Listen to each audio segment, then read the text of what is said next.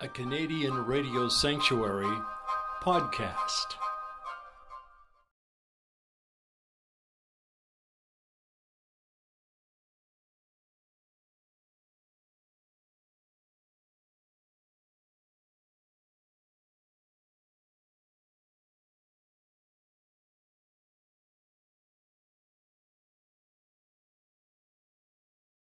Hi.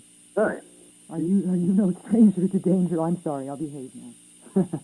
Paul, we won't keep you too long. Congratulations, by the way, belatedly on the Juno Awards. You won in every category you were nominated in, didn't you? Yeah, well, thank you very much. Yeah. That was 4 categories, I believe. Yeah. Including, well, yeah, one of them was like, I got an engineering award. It's certainly been an interesting year for you, 82, hasn't it? Yeah, it has. Well, it has, yeah. It's been very busy. A very busy year.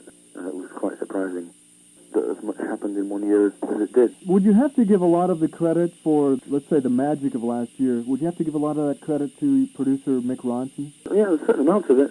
It certainly helped having doing the album with Mick, you know. It didn't hurt, that's for sure. We needed a good producer, and we found one, yeah.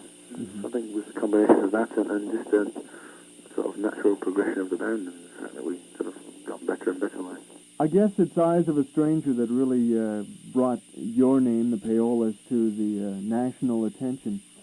That song it's an infectious type of song. It just gets in your mind and doesn't leave. Was that a difficult one for you and Bob to write? Is it just the same as any other song? No, it was the same as any other song, basically. We have a way of doing it, and it wasn't especially more difficult than any of the other ones. No. Did you expect the kind of reaction you got from that cut? No, I didn't myself. I thought it was a little bit too sort of reggae influenced, and I didn't think it would get as much airplay as it did at all. I thought programmers weren't going to play it for a start, you know. I thought they were a bit hesitant it did lean in that sort of direction, but I was obviously proved quite wrong. Do you have a favorite cut on the album? My favorite cut? I like Rose, and I like Hastings Street, and I like Some Old Song. Well, Hastings Street, let's touch on that one. What inspired that song? We just wanted to do a song about the feeling of hitting rock bottom, and having been there a couple of times, I just, chose Hastings Street as a good example of it. Something that we relate to locally, I suppose. But it's about, how you wake up one morning and realise that you've touched the bottom of, gone as far as you can go in the downward direction. Would the opposite of that be the song Pennies into Gold, then? No, that's not. That song's a bit sarcastic as well. I don't know what the opposite is. I don't know if you can, how far you keep going if you go up the other way. What are you doing right now? I know you're speaking to us. I mean, musically. Musically, we're halfway through our next album. We're doing it with Mick Ronson again. We've got 5 songs recorded now. We're going to complete the album in May, and it should be out at the end of June, early July. Will you record again at Little Mountain? Yeah, we're in Little Mountain again, yeah. Mm-hmm. We have a tentative title for the album of Hammer on a Drum.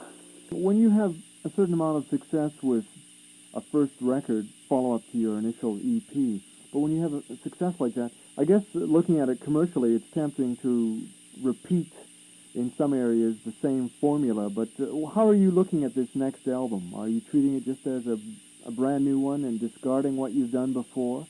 Yeah, I think basically we're ignoring any sort of temptation that we might have to do that. I mean, it's obvious that you could sort of repeat the same thing and probably get away with it, I don't know, but we tend to fly off in different directions when we write songs and not really care about continuity or sounding or keeping things sounding similar.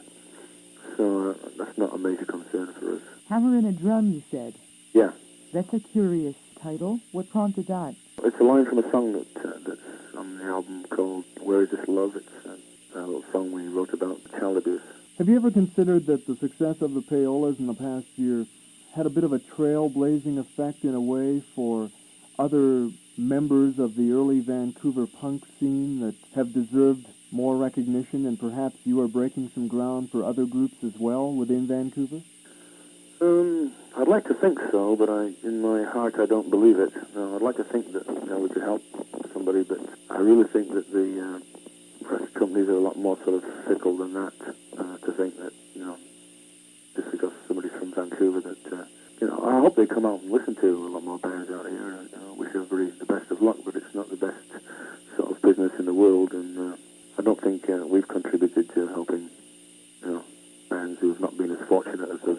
Working with Mick again this time, do you think, I guess it's hard to say until the album is complete, but do you think there's a certain, again, formula that would make it a wise move, perhaps, not to use the same producer more than 2 albums?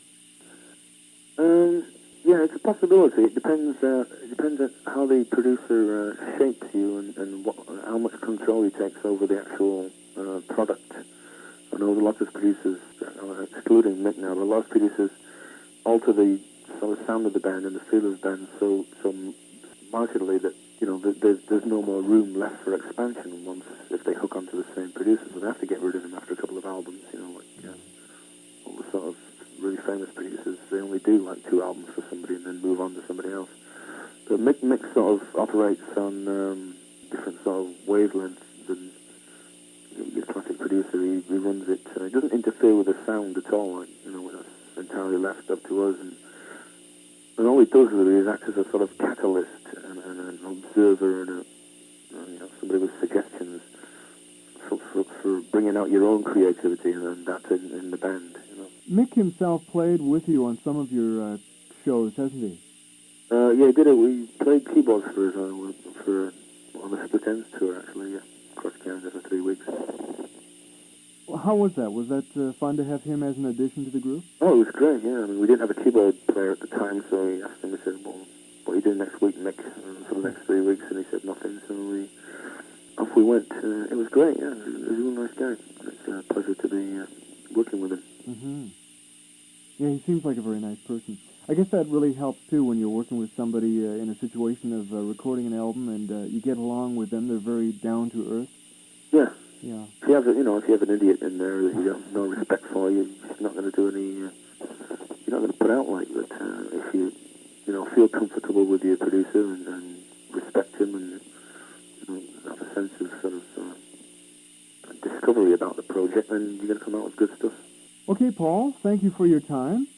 All right. Thank you. Continued success to you. Thank you very much. Okay. Bye-bye. Bye. Bye-bye.